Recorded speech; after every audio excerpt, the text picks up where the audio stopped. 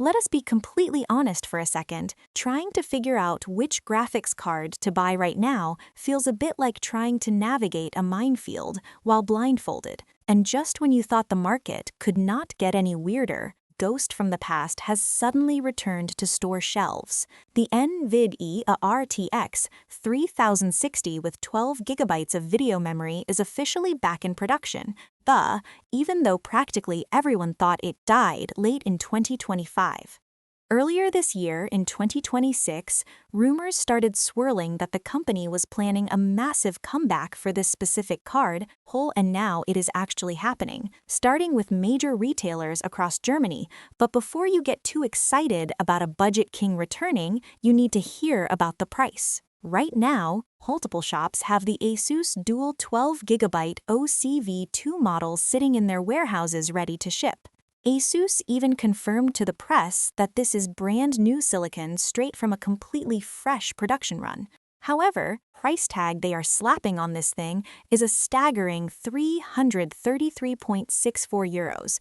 Just to give you some deeply painful context, you could easily grab this exact same custom model for around €250 just last summer in 2025. And remember, when this card originally launched way back in early 2021, official retail price was set at €329, so we are somehow paying more for it half a decade later.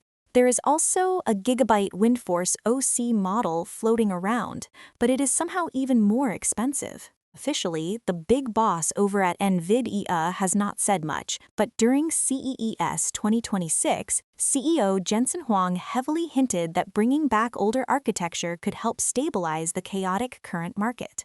This specific chip uses the older Ampere architecture, built on an 8nm process from Samsung, which means it completely bypasses the current manufacturing bottlenecks over at TSMC, where literally all the modern gaming and artificial intelligence chips are currently being made. It also uses standard memory that is in much lower demand right now. It does actually support the newest DLSS 4.5 upscaling, but you completely lose out on modern frame generation.